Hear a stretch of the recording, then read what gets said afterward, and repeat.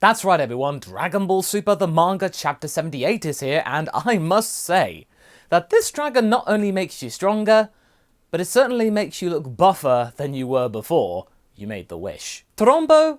More like Torong Glow Up, right? And we'll also talk more about it on our podcast channel later, so do subscribe to that for more in-depth discussions about this chapter and many other facets about Dragon Ball. And also before we get started, I want to tell you about our holiday collection of merch over on MasakoX.com. There you can see our holiday design on clothing, mugs, and you can even get yourself a signed card from me in the mail with this design as well, plus a surprise gift in the post in time for the holidays. Do check the link in the pinned comment for more details. And this design is only up until December 24th, so you've got until then to get it. After that, it's gone. You hear that, Ranch? Yeah, it's gone until December... Oh, this? Oh, don't mind that. Makeship and I are working together again. Find out more in a future video. Chapter 78, Gas's Wish. Well, I say Gas, it's more like Elec's wish, really. He kind of has his siblings over a space barrel, you see. Where we last left off, the battle had finished, and we were effectively wrapping up the first act of this story with Granolah finding out more about the truth as to why he hates Saiyans so much. Check out our Act 1 review up here. And how he ultimately turned out to be responsible for his mother's passing, and not because of one monkey. Oops. Granolah felt pretty Loric at that point, whereas upon seeing that, I felt great degrance. And oh yeah, there was a lot of Bardock in there too, to which a lot of people rejoiced. Or recoiled. Take your pick. Whilst Granolah takes this all in and calms down for the first time in forever, we see Elec preparing to find the second Cerellian Dragon Ball after getting the first one off screen. And it's very clear that Gas is going to get his revenge for losing to Bardock 40 years ago, so just, maybe take it out on his sprog. In any case, let's get moving into Chapter 78 and its review. Let's go. We start with the Heeters, sure enough, getting access to the second Dragon Ball soon. But then they hear about the news of the fight ceasing between Granolah and the Saiyans. Oh dang, their ultimate distraction technique has failed thanks to the old Namekian. Elec thinks he's getting out of his comfort zone by choosing to meddle in something. I mean, he's not wrong, his whole character Monito's is built around not interfering with holding information. Why does that seem oddly familiar? Looking at you, Kami. And what's Gas's response? Just kill them all. Okay. Little final even for Dragon Ball or whatever. Where's the multi-episode stare down? Clearly, Gas is stepping on the gas. But surprise, Elec goes with it and tells the two of them he'll make the wish by himself and to be ready for the next part of their plan. Maki just gives him the stuff without question, needing to find the Dragon Balls, the radar and stuff like that. A little too trusting, I think. And Gas, he's got no idea now what bargain Elec's going to go with Trombo. It may not be the same one that Granolah went with. Yes, Gas is a little wary of the wish, saying that he doesn't need it, but yeah, you're gonna need it. Dragon Ball villains need at least one transformation. It's the law. Meanwhile, Granolah's entire mindset has been completely turned on its head.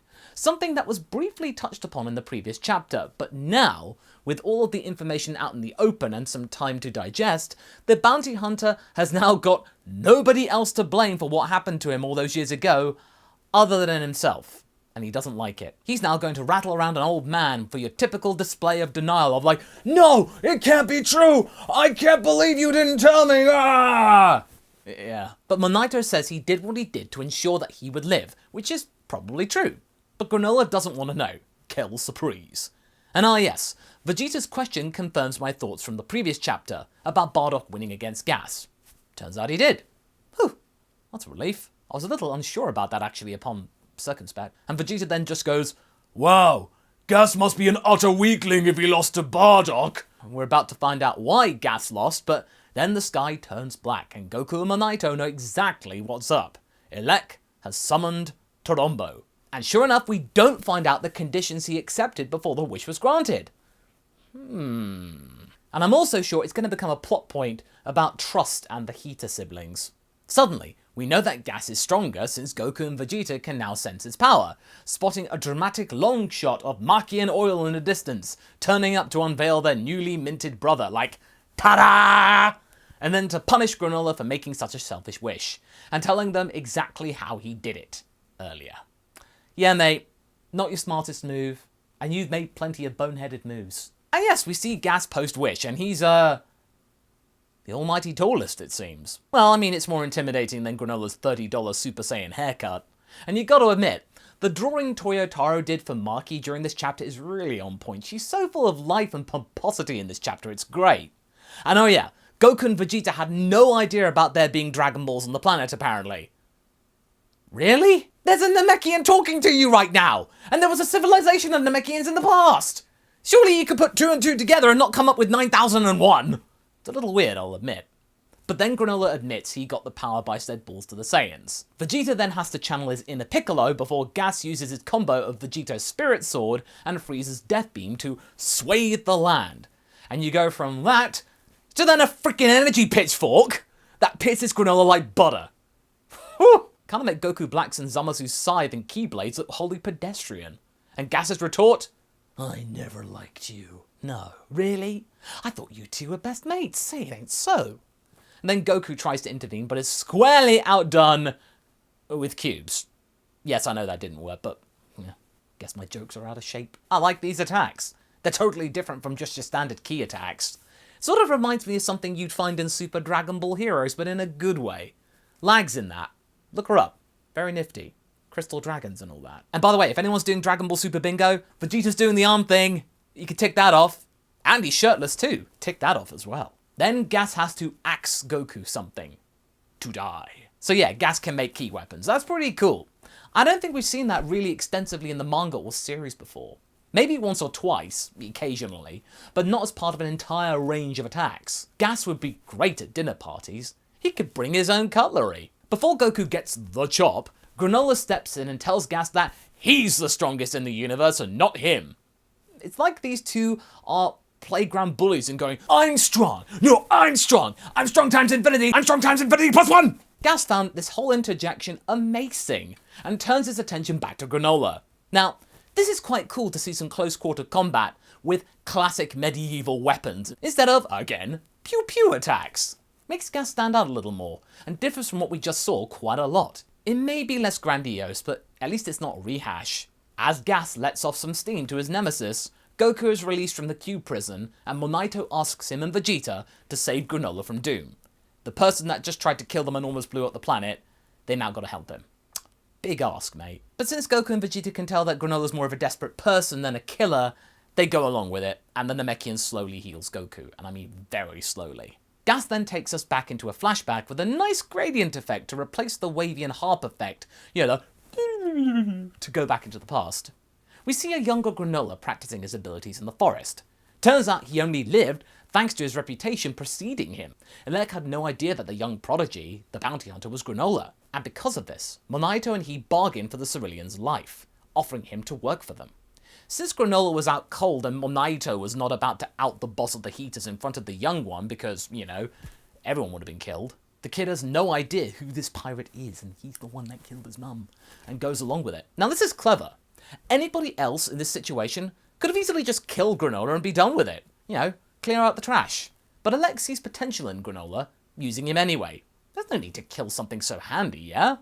At least there's some mercy and logic within this one. This very slick transition cuts back to the present, and Monaito is not able to fully restore Goku's immense power, just like he couldn't do with Granolah's mother. And this is where the senzu bean that everyone's been talking about comes back into play. Good!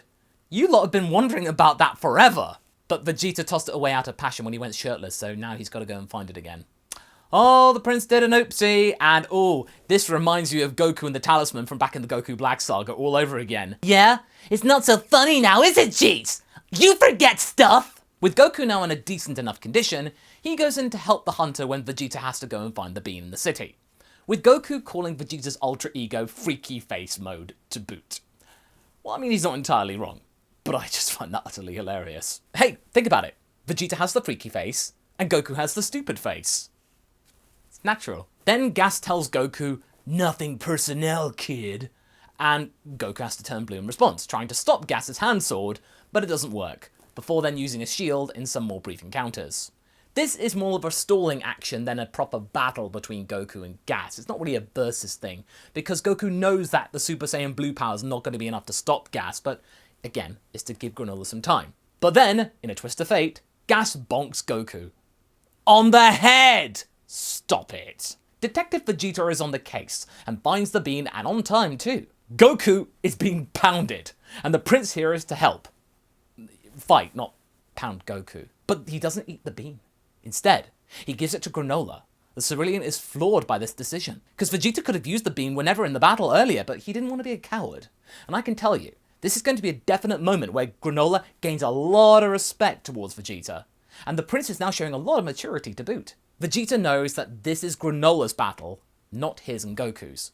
So, now the kid's gotta go kick some gas ass, and the chapter ends. All in all, this chapter both threw me and yet didn't throw me. On one hand, you got the idea of Granolah starting to calm down finally, beginning to come to terms with what exactly is going on here with this present situation, and how the Heeters have played him for years, and you also have Gas getting the wish on the dragon, something which we've been waiting for a while to occur, so good on the creative team for finally getting around to that. But on the other hand, you get Gas's transformation and sudden burst of power.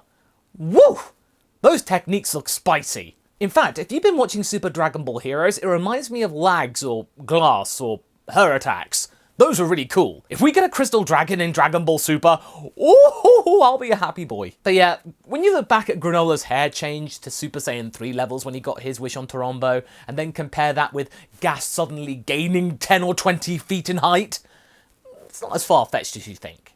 But it certainly gives you pause for thought. I didn't expect some things to happen, but then some things did happen, so I feel that I'm not left feeling jarred from this chapter. I feel like, okay, alright, that was refreshing, but I also feel a bit grounded too. Sure enough, Gas did lose to Bardock. I'm glad I was right about that, otherwise I'd look even more of a fool than I do. And he has used this fuel to then make himself stronger on his own, and now has the dragon to thank him for it.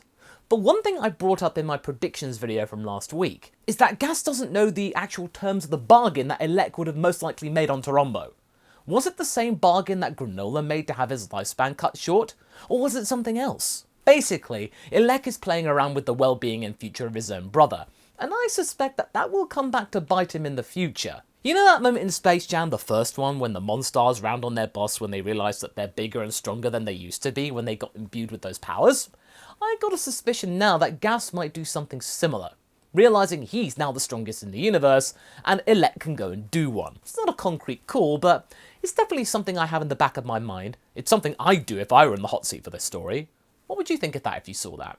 Leave a comment. Now going back to Monaito and Alexa's situation for a second. Yes, he could have easily told Granolah the truth, and he did hide it from him to protect him, but he's a scared old man. It gets harder with the years as they go by. But the idea that he and Elec colluded together to ensure his safety in future working with said Heeters is a little bit of a nod to the idea that Elec and his goons are not wholly evil people. They're not good, no. What it shows is that Elec is a businessman and wants what's best for his organisation, by any means necessary. He saw potential in Granolah's rising prowess as a bounty hunter, so he didn't feel like killing him. A regular guy who was out for revenge would just have finished something he'd already started a while back. He'd have offed Granolah there and then with Gas, but he wanted to utilise instead what was there and not kill the little boy. That shows intelligence, and shows how you get to where you are today with the Heeters. They don't often make stupid decisions, and using Granolah's talent to their advantage, whilst immoral, was smart. That's why I like the Heeters as villains. They rely on stuff that isn't necessarily to do with punching people all the time, and in Dragon Ball, that's saying something. This example of stepping back and negotiating with their enemy to ensure their lives continue and prosper, give them work to live, and then benefiting as well, Granolah, is something to mention. Credit where credit's due. I'm glad they didn't take the easiest way out and just kill Granolah there and then. Their problems would have been over, but Granolah's really good at bounty hunting. Just use it. Lastly, we need to talk about Vegeta. This saga is going to clearly be all about him and his more nuanced development. The Moro saga started something good with the Prince of All Saiyans, and now the Granolah arc, whilst also about Cerellian, obviously, it's also about the short stack. Vegeta's present actions in this story are all about himself seeing himself within the bounty hunter, outside looking in and all that. All of that youthful anger and thirst for revenge and power, this is something that the Vegeta of today doesn't like when he reflects back on it.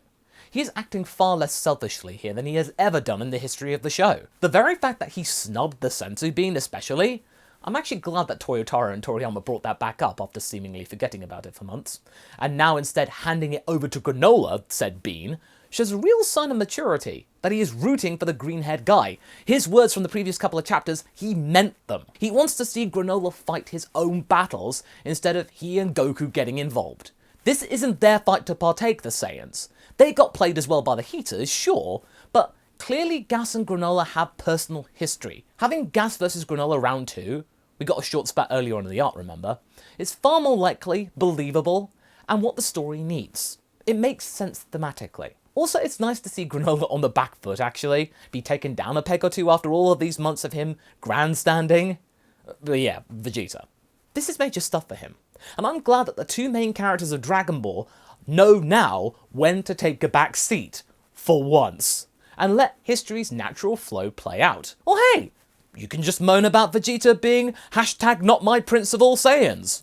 Go ahead, I don't care. But what did you folks think of the overall chapter? Did you find this to be a rather unexpected twist? Something exciting for Act 2 of the story? Or was it something that you feel was coming from a mile off? Let me know in the comments, and I shall see you next month for Chapter 79, as well as my predictions video coming out a week beforehand, which is spoiler free. And until then folks, catch you later.